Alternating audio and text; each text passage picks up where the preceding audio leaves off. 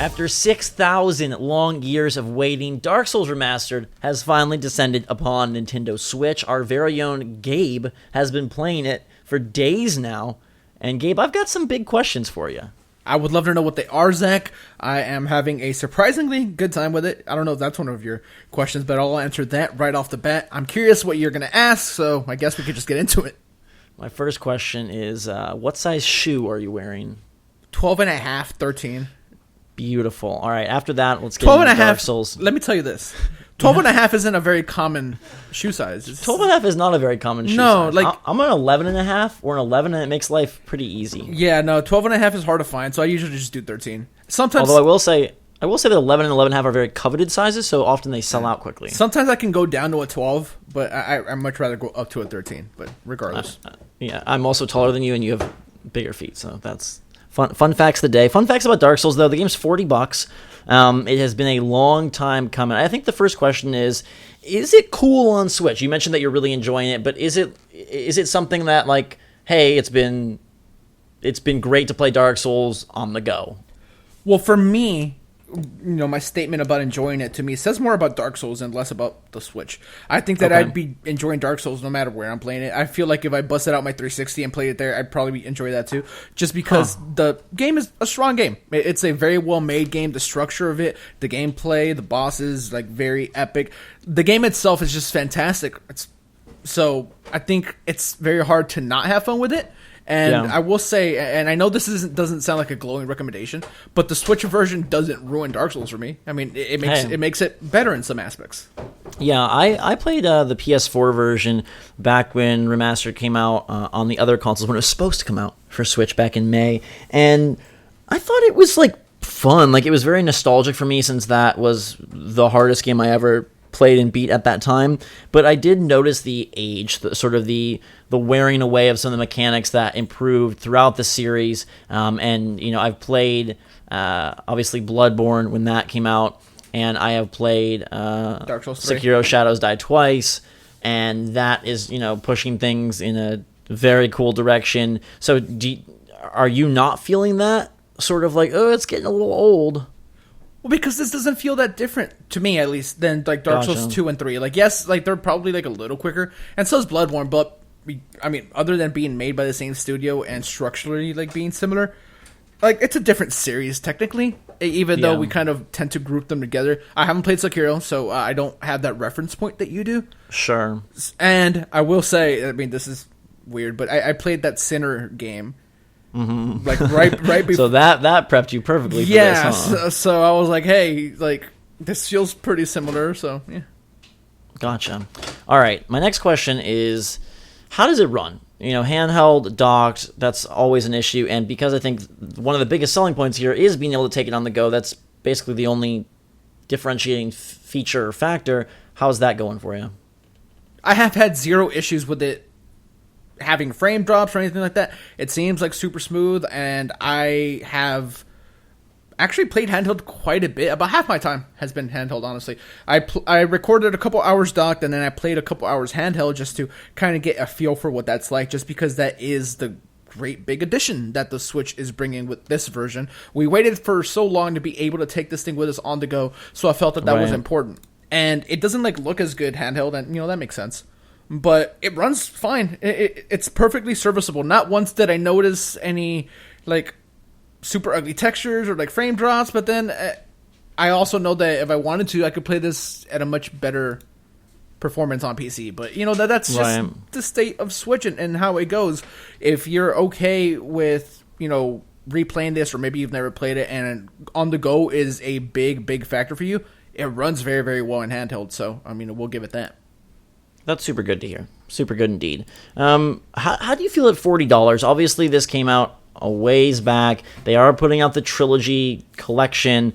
Does $40 feel fine and fair? Do you feel like it should be less? I mean, thank goodness it's not full price, but how at that mid-tier price, like, how does that feel to you? You can think about it in a couple of different ways. Because if you just stop and, like, think the sheer amount of hours you're going to put into this, right? It's not a short game. It's not a short game. No. So you will get your $40 worth by quite a wide margin. Right. And I don't want to talk about it too much, but Sinner, right? Having played that right before this, and that being a $20 game, but that being just the very baseline skeleton structure of what a Souls game is now. This has so much. There's the exploration, and not to mention that the gameplay is just way better. There's like more enemies to fight. There's vast environments to explore. There's like light puzzle elements. There's a super deep RPG elements. There's the epic boss fights. So sheer amount of time to dollar, $40 is fine. I would not feel burned buying this if I've never played Dark Souls.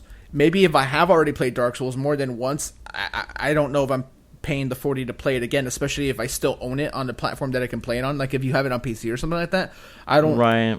Like unless you love it that much that you want to take it with you, like to in between classes if you're in college or university, or for doctor's visits. Like if the on the go thing is worth the $40 to you, like I honestly think it's a really good deal. You're gonna get a ton of hours, and if you're a hardcore Souls fan, I don't see how that would be that much of an issue. I am so happy that it's not $60 though.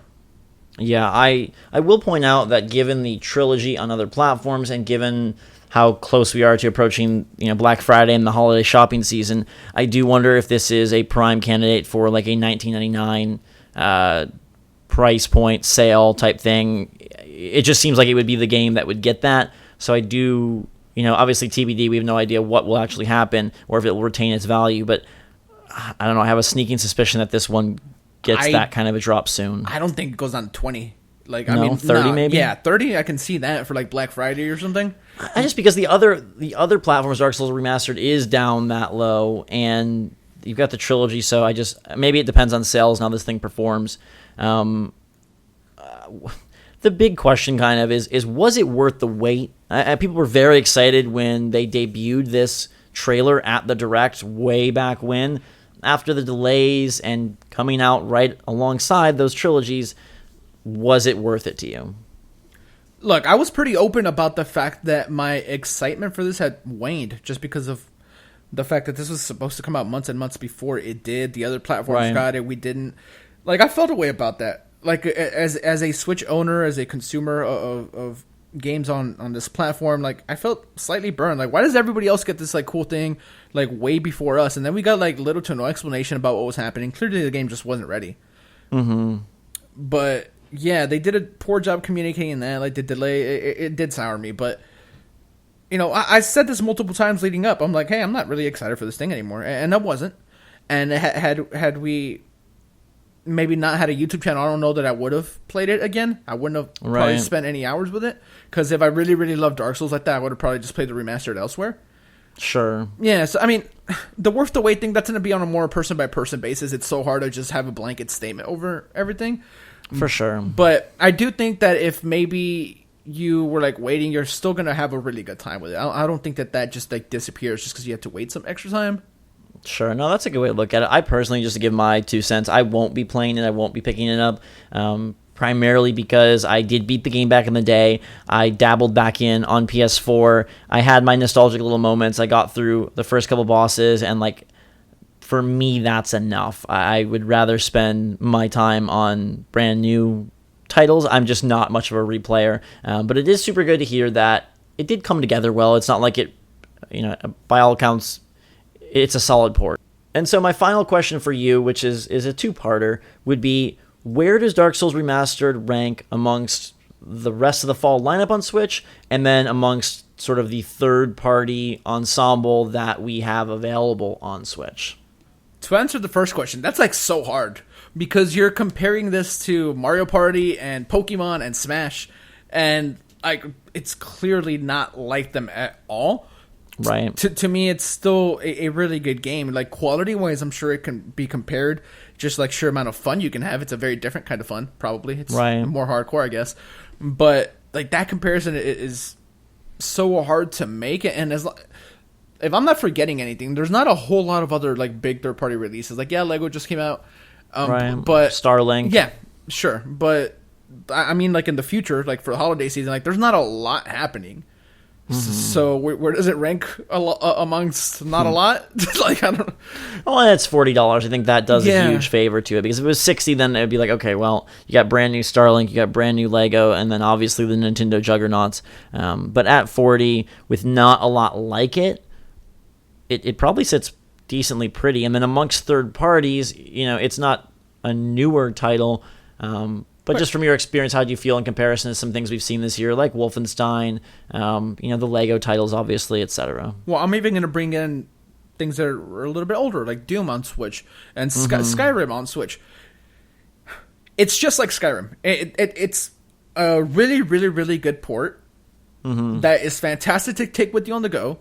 But at this point, the game is so old that you've probably already experienced it, maybe more than once. And if you have, there might not be a lot of reason to dive back in. So that's sort of where I fall into this. If you've never played Dark Souls in your life, then it's a super easy recommendation. This is still like a 9 out of 10 game. It's a phenomenal, phenomenal experience. But if you have played it a couple of times like you did, like maybe once fully through and you've dabbled here and there, it's not going to be a whole lot else that's new unless you just really want to have this thing on the Switch for your on-the-go adventures. Right. Yeah, so I put it right there, right where like Skyrim and Doom are. Like for me, they're all kind of similar. Gotcha. Yeah, I mean, there is that rumor, and it's a rumor, that they're working to bring 2 and 3 to the Switch as separate entries. I really like 2 and 3 a lot. I know people, swear by the earlier entries, but if that's to happen, I mean, it's hard to say. It may not be for a year, it may not be ever. But that's just something that has to keep in the back of your head. So Dark Souls Remastered on Switch, it sounds like you're giving it like a pretty good recommendation that if people are excited, whether they've played it and want to experience it again, if they haven't played it, like this is a good version. The handheld is kind of cool, and at $40 it feels like a solid third-party entry into this Nintendo hybrid. Yeah. My thesis for this, I guess, would be like, hey, Dark Souls for Nintendo Switch is pretty much exactly what you expect. Like, I'm sure when you envision it in your head, like, just imagine you're playing it right now. You're not envisioning it like lagging or anything like that. You just envision it to like run well, just like Dark Souls like did. So, however you think it works is just kind of how it works, and to me, that's a good thing, right? As long as it's not this like disaster, right? No, for sure. I mean, it's not something that we're going to get, throw our arms in the air and get super excited about, but it feels like they did a solid job. Let us know in the comments down below if you plan to pick up Dark Souls Remastered on Switch. Hopefully you enjoyed all of Gabe's glorious gameplay, and his answers hopefully provide you with some answers in terms of picking this guy up. Let us know what you're going to do in the comments down below. Make sure to subscribe to stay up to date on all the latest and greatest from the Switch and its slew of releases that now we're just sort of, after this, it feels like Lego and this and Starlink out the way. It's kind of just like now we wait for Nintendo to unleash their madness. But in the meantime, you can follow us on Twitter and Discord, talk about your favorite Dark Souls boss or your favorite Starlink pilot or Gabe's shoe size. In the meantime, have a fantastic day, everybody. We love you. Switch Force out.